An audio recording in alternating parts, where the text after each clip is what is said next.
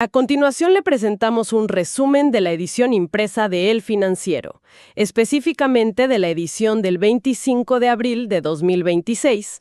Y, para iniciar este análisis quiero proponerle una imagen mental. Claro, adelante. Lo escucho.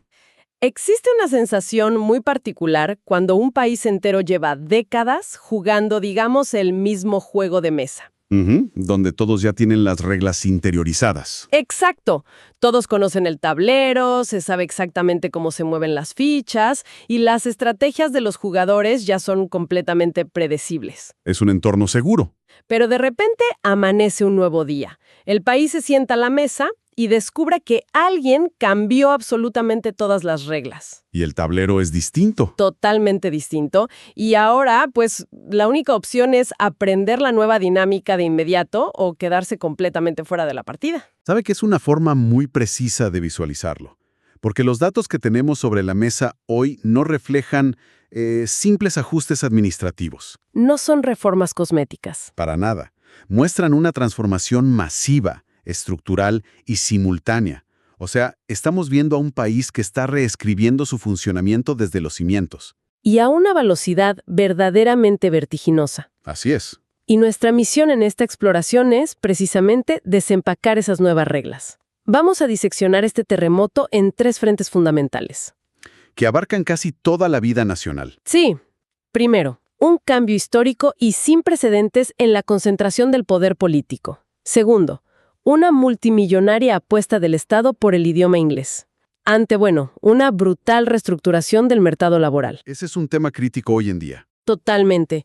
Y tercero, cómo la inteligencia artificial ya no es un concepto abstracto en la nube, sino que literalmente está tomando el volante de los vehículos en las calles del país. Bueno, para entender la magnitud de estos cambios, creo que el punto de partida lógico es el epicentro donde se escriben esas nuevas reglas. El plenario de la Asamblea Legislativa.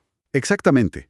El periodo legislativo que acaba de cerrar, el de los años 2022 a 2026, dejó un balance numérico que impresiona. 681 leyes aprobadas. Es un volumen altísimo, pero más allá de esa cantidad, hay decisiones que marcan una ruptura histórica.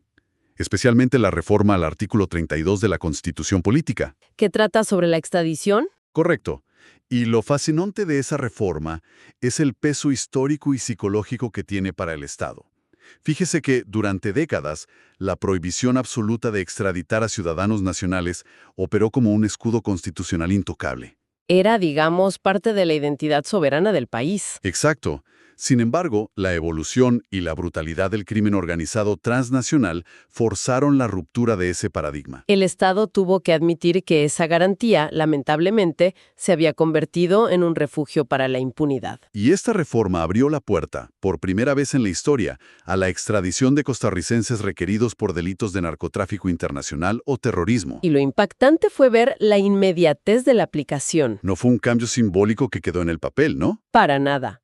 Vimos a figuras de altísimo perfil siendo trasladadas en aviones hacia los Estados Unidos de manera fulminante. Casos sumamente mediáticos. Sí, como el del exmagistrado Celso Gamboa y el individuo conocido con el alias de Pecho de Rata.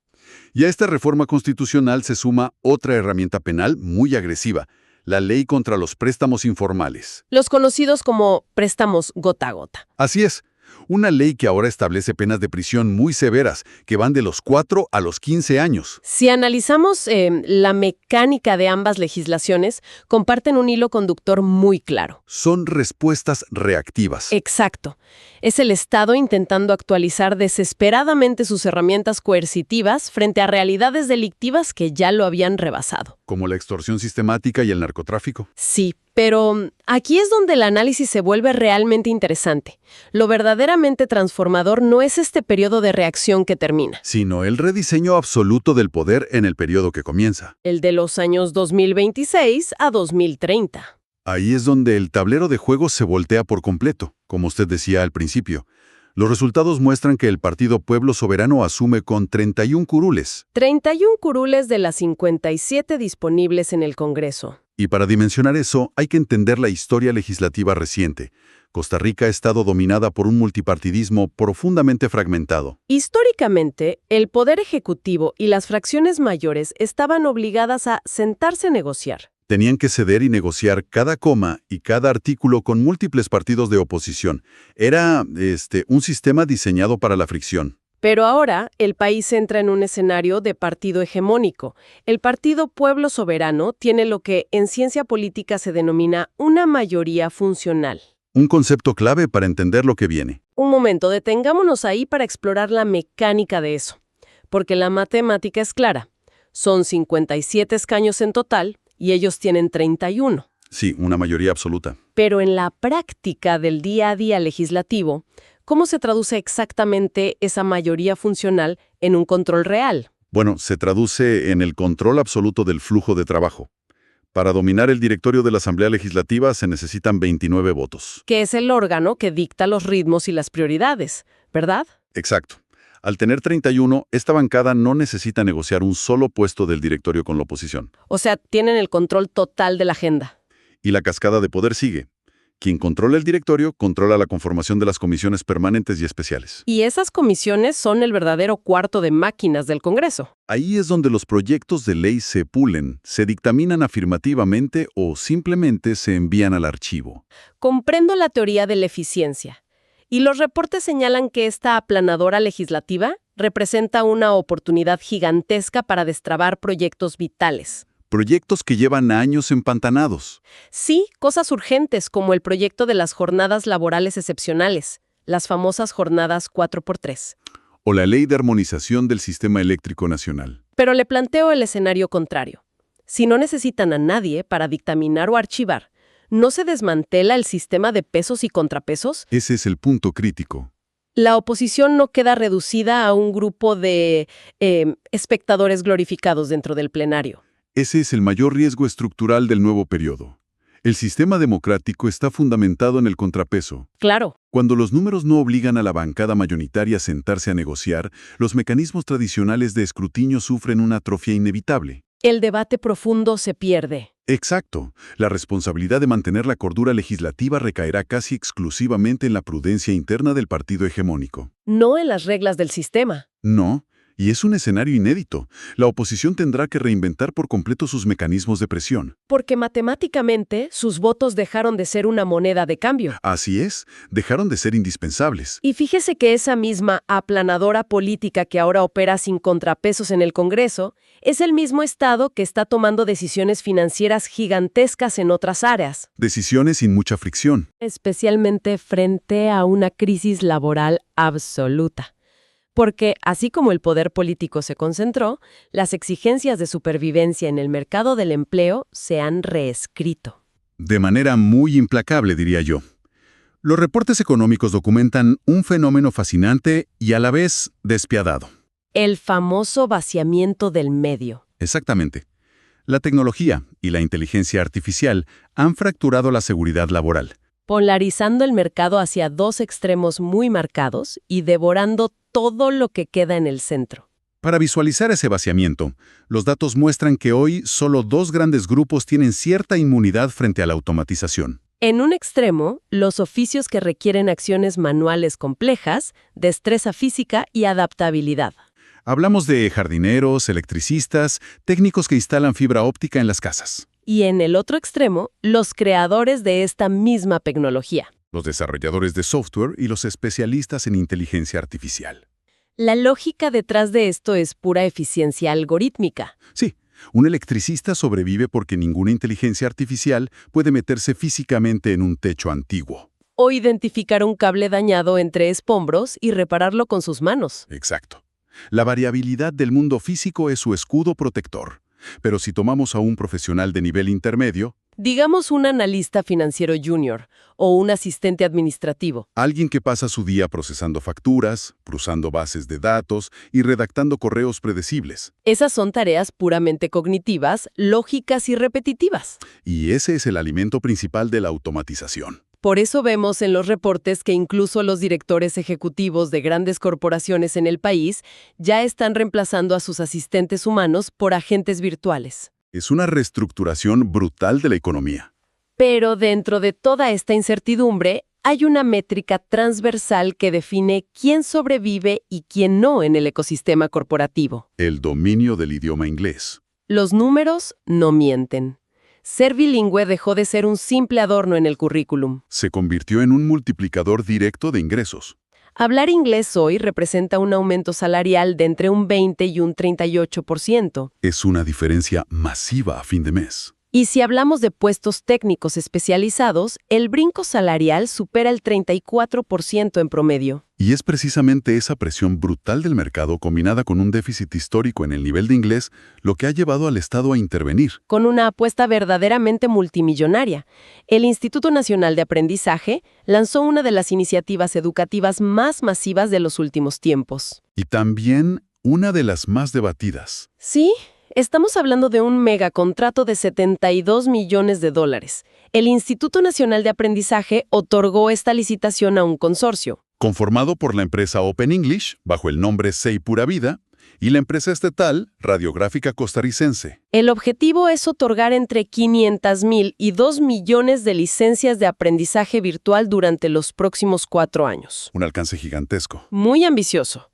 Pero aquí hay un punto vital que quiero aclarar, basándonos estrictamente en lo publicado. Ajá. Open English sí participó en un concurso para ganar esta licitación, por la cual ahora dará los cursos de inglés del Instituto Nacional de Aprendizaje. Cumplieron con el proceso formal. Exacto. Es decir, no se puede negar que hubo un concurso abierto en toda regla, donde participaron, compitieron y ganaron legítimamente el derecho de proveer estas licencias. Así es. Desde la perspectiva del mecanismo de compras públicas, el consorcio cumplió con las formalidades del cartel. Todo en regla. Sin embargo, lo que genera un profundo análisis no es el proceso de adjudicación en sí, sino las inmensas fricciones estructurales de implementar un proyecto de esta naturaleza. Exacto. Cuando revisamos la historia de la educación virtual masiva, implementada desde el Estado, hay un factor que siempre destruye el retorno de inversión. La altísima tasa de deserción. Porque el autoaprendizaje remoto requiere una disciplina férrea. De hecho, el propio contrato refleja este miedo institucional.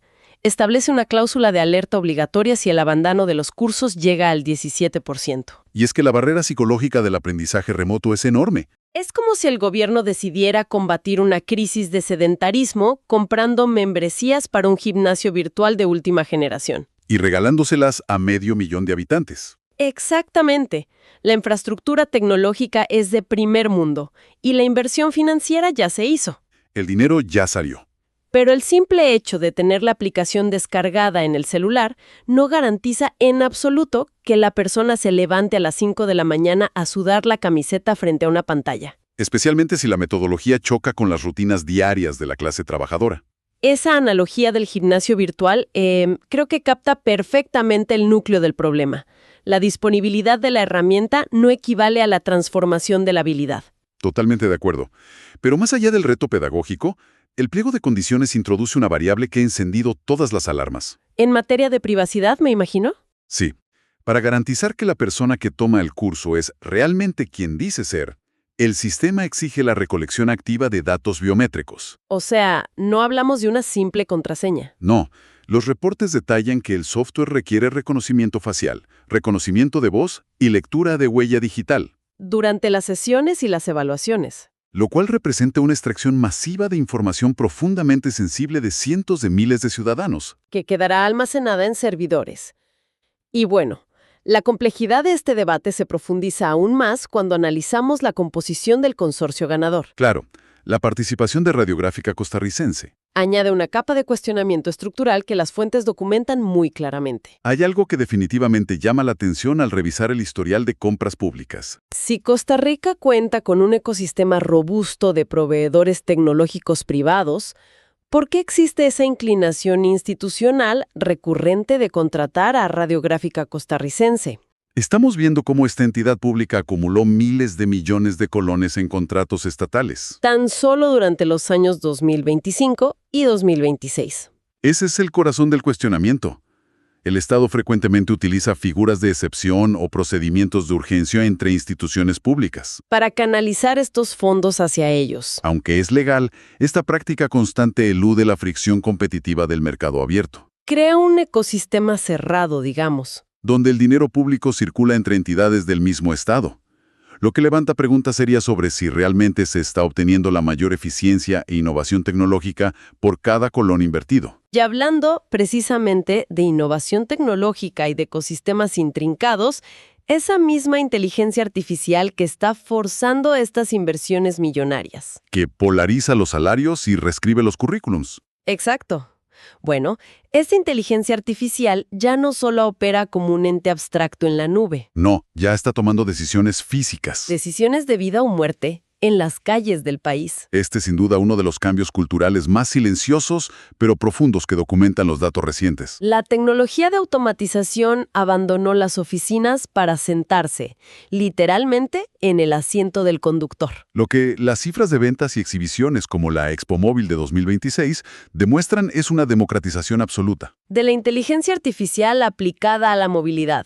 Hasta hace muy poco, pensar en un vehículo que se manejara solo era ciencia ficción. O un lujo reservado para marcas europeas de altísima gama. Hoy, eso es el equipamiento estándar. Los sistemas avanzados de asistencia al conductor ya vienen de fábrica. En modelos de gran volumen que inundan las calles. Fabricantes como Hyundai, Toyota y marcas asiáticas de vehículos eléctricos. Y el mecanismo detrás de estos sistemas avanzados de asistencia al conductor es una maravilla de la ingeniería. Se llama fusión de sensores. No estamos hablando de un simple control de velocidad de crucero. No, para nada. Estos vehículos están equipados con un arsenal de hardware. Cámaras de alta resolución que leen las líneas de la calle y las señales de tránsito. Sensores de ultrasonido para el rango corto. Y radares de ondas milimétricas capaces de detectar objetos metálicos a través de la lluvia densa o la niebla. El milagro ocurre cuando el microprocesador del carro unifica toda esa información en milisegundos. Es fundamentalmente como tener a un instructor de manejo invisible sentado en el asiento del pasajero. Que procesa el entorno 50 veces más rápido que la biología humana. Y con acceso directo a los pedales y al volante. El ejemplo más claro que mencionan las fuentes es un software predictivo específico del fabricante Build Your Dreams, irónicamente llamado Ojo de Dios. El nivel de autonomía de ese sistema asusta. Ya no se trata de una alarma que suena en el tablero advirtiendo de un peligro. Si el radar detecta que el auto de enfrente frenó en seco y el conductor humano está distraído, el software asume el control total. Frena el vehículo a fondo por su cuenta. E incluso corrige activamente la dirección del volante en tiempo real para esquivar un obstáculo. Lo cual está reescribiendo por completo la economía del mercado automotriz. El comportamiento del consumidor dio un giro radical. Históricamente, la decisión de compra gravitaba en torno a la potencia del motor, el diseño o el rendimiento del combustible. Hoy, el valor de un vehículo se mide por su capacidad de procesamiento informático. El consumidor está pagando por la capacidad de la máquina para anticipar un accidente catastrófico. Y corregir el error humano antes de que ocurra. El vehículo dejó de ser una máquina pasiva para convertirse en un copiloto activo. Con reflejos sobrehumanos. Y eso tiene un impacto financiero directo en el país. Absolutamente.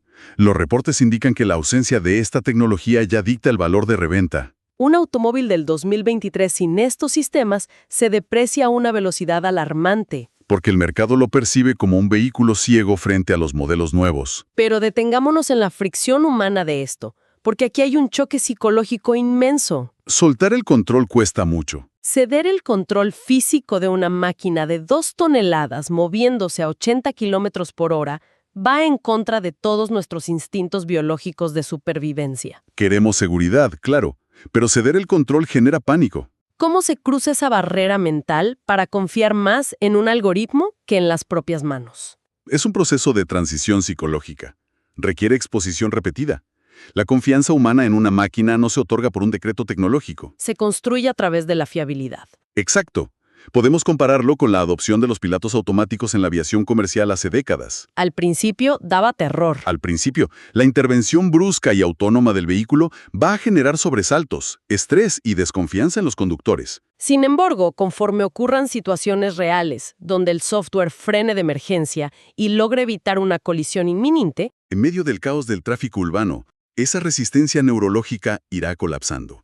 llegará un momento, me imagino que muy cercano, donde conducir un auto sin estas asistencias se sentirá tan imprudente, peligroso e impensable como lo es hoy conducir sin usar el cinturón de seguridad. Es la evolución natural de nuestra simbiosis con la tecnología.